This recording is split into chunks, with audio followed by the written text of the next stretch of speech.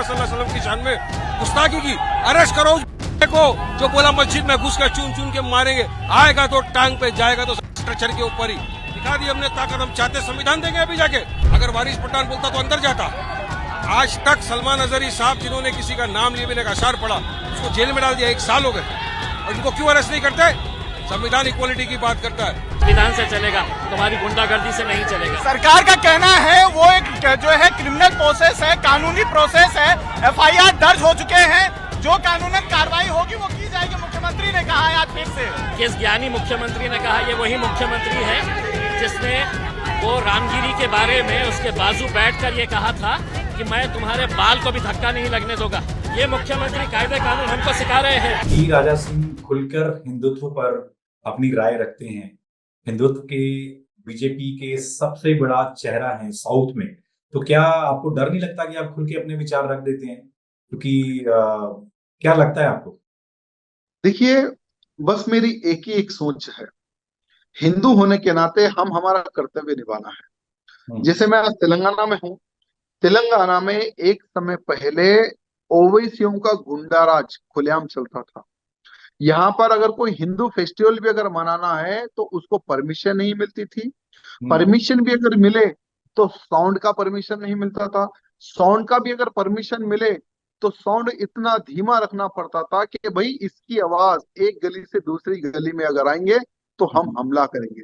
भारत में खास करके तेलंगाना में ओल्ड सिटी में जहां जहां पर हिंदुओं की दुकानें होती थी, उन दुकानों पर हमला किया जाता था, उन दुकानों को लूटा जाता था।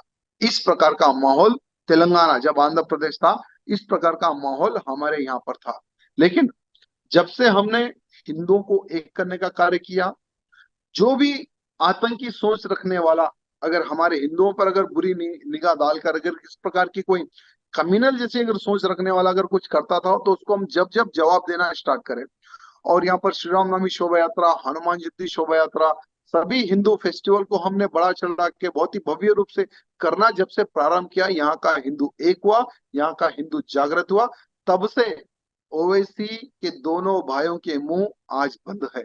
अगर ओवैसी आज डरता है ना, ठीक है, ये पब्लिक में और मीडिया में बहुत बोलता है, लेकिन हमारे सामने बोलने के लिए 100 बार ये सोचता है। ये हमने यहाँ पर रिजल्ट दिया है, उतनी शक्ति हमने तेलंगाना में हिंदुओं की तैयार। एक बयान आपका और है कि हिंदुओं को जाति में बांटकर कुछ नेता रोटियां सेकते हैं राजनीति। क्या लगता है आपको? बिल्कुल सही है, क्योंकि हम लोग देखते हैं, क्योंकि हम लोग धर्म का प्रचार करते हैं, हर राज्य में जाते हैं। पिछले 2 दिन पहले ही मेरा छत्तीसगढ़ के विश्रामपुर में मेरा कार्यक्रम था, भव्य रूप से कार्यक्रम अच्छा हुआ।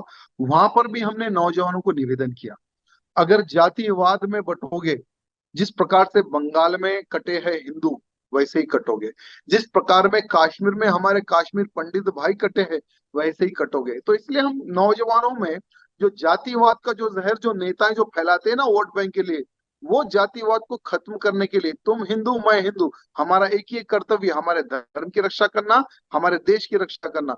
तो खास करके ये जो युवा पीढ़ी है, इनके अंदर से जातिवाद को खत्म करने का छोटा सा एक मेरा प्रयत्न है। अच्छा, एक सवाल और है, क्योंकि आप हिंदुत्व पर आप खुलकर अपने विचार रखते हैं और आप तेलंगाना से विधायक भी हैं, तो क्या आपको उस इलाके के मुस्लिम भाई भी वोट करते हैं? जी नहीं, मुझे कोई मुस्लिम वोट नहीं करता और हम वोट भी नहीं मांगते, और ऐसे लोगों की वोट की आवश्यकता मुझे कभी नहीं पड़ती है। क्योंकि यहाँ के मुसलमानों को हमने निवेदन किया था कि भाई गाय हमारी माता है, और जो व्यक्ति गाय का कत्ल नहीं करता, जो व्यक्ति गाय का मांस नहीं खाता, ऐसा ही व्यक्ति मुझे वोट करे। लेकिन जहां जहां पर मुस्लिम मेजोरिटी है, वहां के बूथों को हमने देखा है। लगभग 2014 से मैं चुनाव लड़ता हूँ, तीसरी बार विधायक बना हूँ, और वो समय से लेकर आज तक मैंने हर वो बूथ को देखा है, वहां पर मुझे एक वोट भी नहीं मिला, और आगे भी उम्मीद नहीं है कि ये लोग मुझे वोट करेंगे। मुझे ऐसे लोगों का वोट नहीं चाहिए जो मेरी गाय को मारते हैं और मेरे हिंदुत्व के खिलाफ षड्यंत्र रचते हैं। और आने वाले 10 साल में टी राजा सिंह अपने आप को कहाँ देखते हैं? देखिए, बस मेरा एक ही एक सपना है, हिंदू होने के नाते एक हिंदू नेता की तरह एक पहचान बनाऊं, ना कि पॉलिटिकल एक नेता की तरह। बस यही सपना है कि जब तक जीवित रहूं, मेरे धर्म की सेवा करते हुए आगे बढ़ते रहूं, और खास करके नौजवानों में जो धर्म के प्रति, जो जातिवाद के प्रति, जो गलत भावना होती है उन भावनाओं को हटाकर बस हिंदुत्व के लिए, हिंदू राष्ट्र की स्थापना के लिए एक अच्छी सी सेना का निर्माण करूं और इनको अच्छे से लेकर आगे बढ़ूं, बस यही मेरी इच्छा है। तो पाकिस्तान जैसे कई मुल्क कहते हैं कि भारत में माइनॉरिटीज खासकर मुसलमान सेफ नहीं, आपको लगता है कि भारत में सब सेफ हैं? आज जितनी माइनॉरिटीज को फ्रीडम जो मिल रहा है ना, वो किसी देश में नहीं मिल रहा है जितना फ्रीडम भारत में मिल रहा है। जितनी सुविधा इनको भारत देश में मिल रही है ना, किसी कंट्रीज में, खास करके इस्लामिक कंट्रीज में भी मुसलमानों को उतना फ्रीडम नहीं है जितना हमारे भारत देश में है। आज हमारे भारत देश में वक्फ बोर्ड के नाम पर ये लोगों ने लैंड कब्जे किए हैं। जब भारत पाकिस्तान अलग हुआ 1947 में, तब इनके पास कितनी जगह थी, और आज 9,40,000 एकड़ इनके पास जमीन है, लेकिन फिर भी हमारा भारत देश स्वीकार कर रहा है। हर साल यही वक्फ बोर्ड के डिपार्टमेंट को हम लोग पैसे दे रहे हैं, हर राज्य में इनको पैसे दे रहे हैं। एक्चुअली पैसा 1 रुपया इनको नहीं देना चाहिए, क्योंकि ये लोग साल में 200 करोड़ रुपए कमा रहे हैं, उतने इनके पास प्रॉपर्टी है, फिर भी हम लोग पैसा दे रहे हैं इनको। यानी भारत देश में आज माइनॉरिटीज को कितनी फैसिलिटीज है, हर जगहों पर माइनॉरिटियों को स्पेशल फंड दिया जाता है। हमारे भारत देश के प्रधानमंत्री का एक ही सोच है, सबका साथ सबका विकास। कहीं पर भी गरीबों के लिए अगर कोई अच्छी सी स्कीम अगर बनाते हैं तो उसमें हिंदू भी उसका बेनिफिट लेता है और मुसलमान भी उसकी बेनिफिट लेता है। अगर इस्लामिक कंट्रीज की अगर हम बात करें, उनकी जो योजना होती है ना, वहां पर इस प्रकार की कोई अच्छी अच्छी स्कीमें नहीं निकलती है। वहां पर माइनॉरिटियों को दबाया जाता है, माइनॉरिटियों का धर्मांतरण किया जाता है। अगर यही भारत में प्रारंभ हुआ तो, क्योंकि हम लोग इस प्रकार का कार्य नहीं करते, क्योंकि भारत देश के प्रधानमंत्री है ना हमारे, वो कहते हैं कि सबका साथ सबका विकास। भारत देश तभी आगे बढ़ सकता है जब हम एक होकर भारत देश की सुरक्षा के लिए और भारत देश के विकास के लिए हम सोच रखेंगे। ये हमारे प्रधानमंत्री जी की नीति है।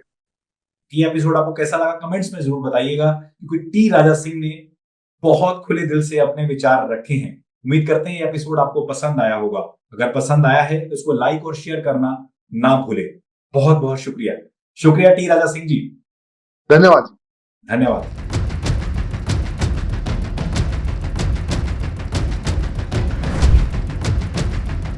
अगर वारिस पठान बोलता तो अंदर जाता। आज तक सलमान अजहरी साहब, जिन्होंने किसी का नाम लिए बिना आसार पड़ा, उसको जेल में डाल दिया, 1 साल हो गए, और इनको क्यों अरेस्ट नहीं करते? संविधान इक्वालिटी की बात करता है। संविधान से चलेगा, तुम्हारी गुंडागर्दी से नहीं चलेगा। सरकार का कहना है वो एक जो है क्रिमिनल प्रोसेस है, कानूनी प्रोसेस है, FIR दर्ज हो चुके हैं, जो कानूनन कार्रवाई होगी वो की जाएगी। मुख्यमंत्री ने कहा है आज फिर से। किस ज्ञानी मुख्यमंत्री ने कहा? ये वही मुख्यमंत्री है जिसने वो रामगिरी के बारे में उसके बाजू बैठकर ये कहा था कि मैं तुम्हारे बाल को भी धक्का नहीं लगने दूंगा। ये मुख्यमंत्री कायदे कानून हमको सिखा रहे हैं।